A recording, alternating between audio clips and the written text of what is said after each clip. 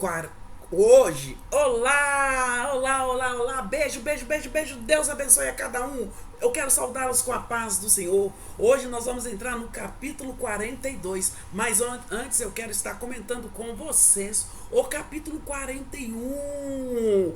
No 41, aqui Deus se continua falando com Jó, né? Continua falando com Jó e ele menciona no capítulo 41 o crocodilo, aqui mencionado no capítulo 41, é mencionado, ele é chamado de Leviatã,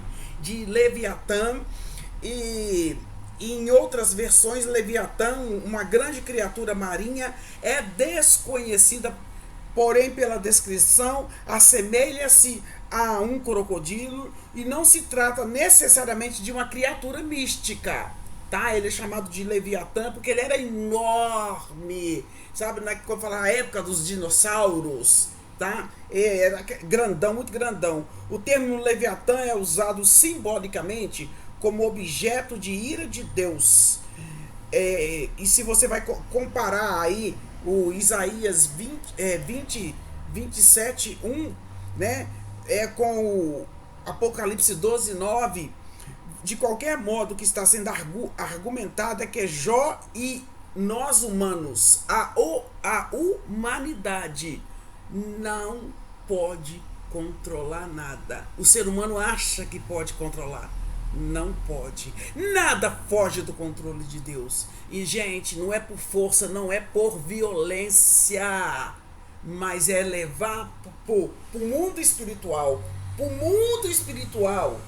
A batalha contra o inimigo é travada no mundo espiritual. E aqui Deus está falando com Jó. Você pode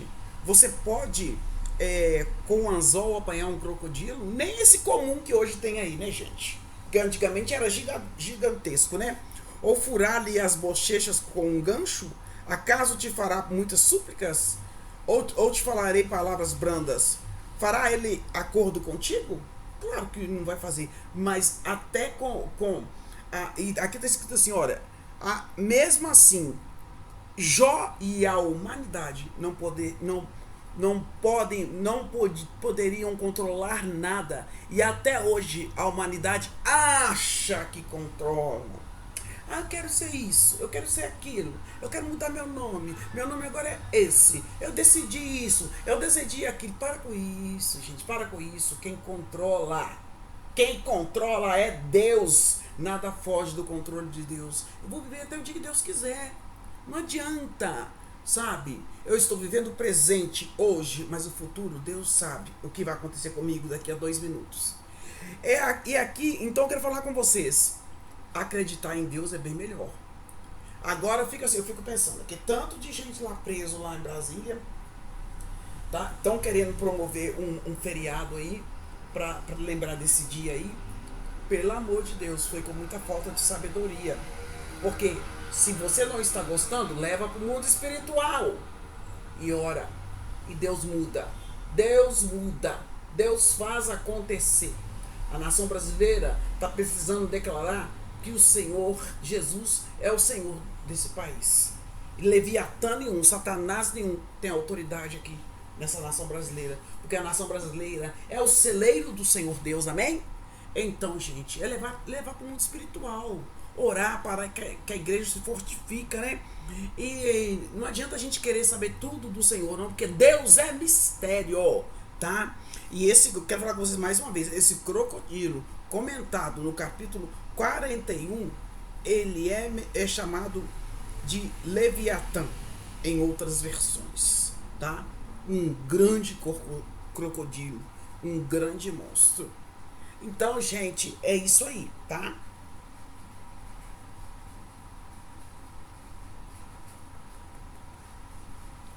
E aí, meu amado e minha amada, vamos continuar aí, né? Hoje nós vamos entrar aqui no capítulo 42. A confissão de Jó, gente. A confissão de Jó Jó, então respondeu Jó ao Senhor: bem sei que tu podes. Então respondeu Jó ao Senhor: bem sei que tu podes E nenhum dos teus planos podem ser frustrados. Nenhum plano de Deus é frustrado.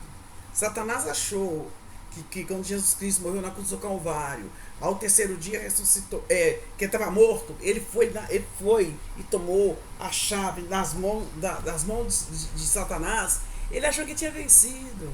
Ô gente, deixa o inimigo achar que venceu. Vamos levar para o mundo espiritual. Quem é aquele, bem sei que tu podes, nenhum dos seus planos podem ser frustrados. Quem é aquele, como disseste, que sem conhecimento encobre o conselho? Na verdade, Deus, eu falei o que eu não entendia. Nós também falamos muita coisa que nós não entendemos, gente. E aqui, escuta-me, pois, havias ditos e eu falarei, e eu te perguntarei, e tu me ensinarás. Eu te conhecia só de ouvir, Deus. Oh, que experiência forte para Jó, né? Mas agora os meus olhos te veem. Nossa, gente. Eu conhecia o Senhor só de ouvir. Agora meus olhos te veem. Olha para vocês que impressionante.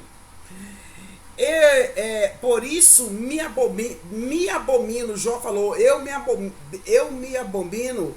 Eu me arrependo no pó e na cinza. Jó não declarou ter pecado, mas estava com a vida em ordem diante de Deus. Ele não confessou supostos pecados encobertos, como sendo a causa do seu sofrimento. Contudo, confessou a sua falta de fé em Deus e a amargura da sua atitude durante o tempo do seu sofrimento, porque ele ficou amargurado e tudo, então ele estava ali amargo, né? E aí Jó já está aqui, ele falou assim, não, gente, guarda, você não guardou nada, guarda aí, Jó 42, o último capítulo. Eu te conhecia só de ouvir, mas agora meus olhos te veem. Aleluia! Que versículo, gente. E agora, gente, vai Deus. Deus repreende os 3 amigos de Jó. Quem eram os 3 amigos de Jó? Elifaz, né? Bildade e Zofar.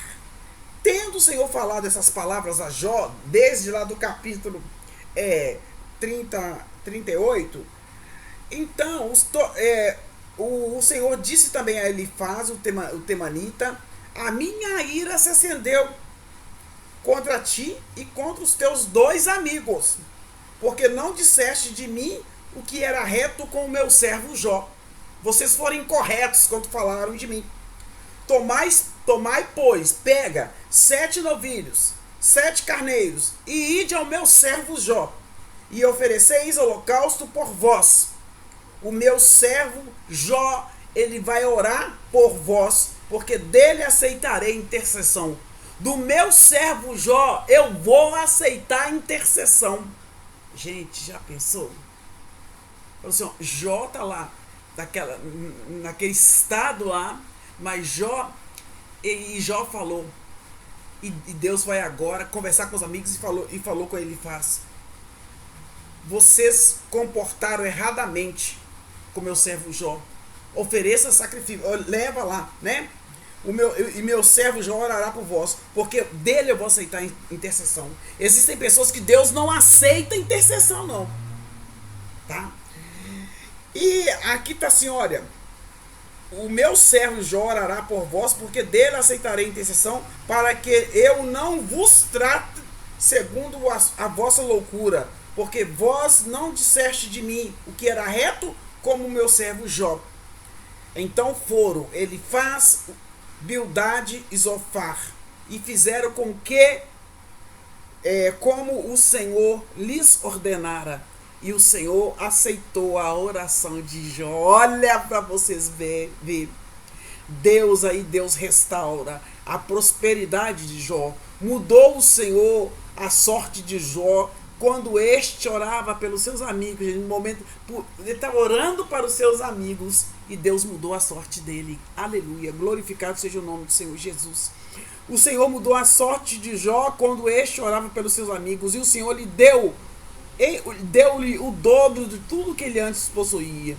Então vieram a eles todos os seus irmãos, todas as suas irmãs, todos que antes o conheciam, né? Tinham amizade com ele, comeram com ele em sua casa e se condoeram dele e o consolaram de todo o mal que o Senhor lhe havia enviado. Cada um lhe deu dinheiro e um anel de ouro, tá? Assim abençoou o Senhor o último estado de Jó, mais do que o primeiro, porque veio a ter 14.000 ovelhas, 7.000 camelos, 1.000 juntas de boi e 1.000 jumentas. Também teve outros 7 filhos e 3 filhas. Chamou o nome da primeira de Gemina, e da outra Késia, e da terceira Querem Apuque. Em toda aquela terra não se acharam mulheres tão formosas como as filhas de Jó, tá? E seu pai lhe deu herança entre seus irmãos. Depois disso, Jó viveu mais 140 anos e viu seus filhos e os filhos dos seus filhos até a 4ª geração. Então, como se diz, ele viu até o tataraneto. Então, Jó morreu velho e farto dos seus dias. Que capítulo maravilhoso, né, gente? Grifa essa, 42, 5.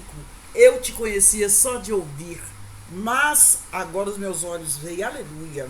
Deus acusou os 3 amigos de Jó de falarem o que não era certo sobre ele e sobre os seus caminhos e sobre as suas razões, tá? E Deus falou assim: olha, 7 novilhos e 7 carneiros. Esse era um sacrifício considerado excepcionalmente grande para 3 homens, indicando assim a gravidade dos seus pecados. Eles pecaram com a língua, procurando pecado em Jó, né? Para Deus. E apesar dos amigos de Jó não terem orado por ele, foi instruído a ser o seu intercessor. Esse privilégio concedido a Jó mostrou a autoconsideração de Deus por seus amigos. As palavras da esposa de Jó e dos 3 amigos foram contrárias à sabedoria de Deus. Aleluia! E Deus restaurou de uma porção dobrada. E ele ganhou presentes, anel de ouro, né? As dádivas são típicas do período patriarcal. E o Senhor justificou Jó, que assumiu um papel ativo na restauração dos 3 amigos. Deus não castigou os 3 amigos, mas ofereceu-lhes perdão. Não se ouviu qualquer reclamação de Jó. Então, gente, Deus oferece para nós o perdão. Como é que Deus oferece o perdão para nós? Através da morte e da ressurreição de Cristo. Tá? Porque Deus amou o mundo de tal maneira que deu seu Filho unigênito para que todo aquele que nele crê não pereça, mas tenha a vida eterna. Sem o epílogo, pode ter a impressão que o maior resultado de fé foi o sofrimento, que poderia sugerir um Deus sádico. O sofrimento em si não tem qualquer valor intrínseco, mas serve como prova da identidade das crenças verdadeiras. Também é uma estufa para o crescimento e desenvolvimento do caráter. Enquanto ninguém pode negar que a adoração é maravilhosa, e quando tudo corre bem, nós devemos continuar adorando a Deus. Negar a adoração a Deus, né? Deus merece toda a adoração. Então vamos continuar adorando a Deus. Vem tempestade, vem tempos difíceis aí, tá? Mas precisamos estar buscando mais a Deus. Quer aconteça alguma luta conosco, mais cedo ou mais tarde, na terra ou no céu, as recompensas serão dadas no tempo perfeito de Deus. Deus, ele é perfeito. Gratidão ao Senhor. Obrigado, Deus, por me permitir ler Jó, capítulo 42. Obrigado, Senhor. Obrigado, Pai. Obrigado, Senhor. Obrigado, Senhor. Eu te conhecia de ouvir, mas agora os meus olhos te veem. Aleluia. Obrigado, Pai, por esse capítulo 42. Aleluia.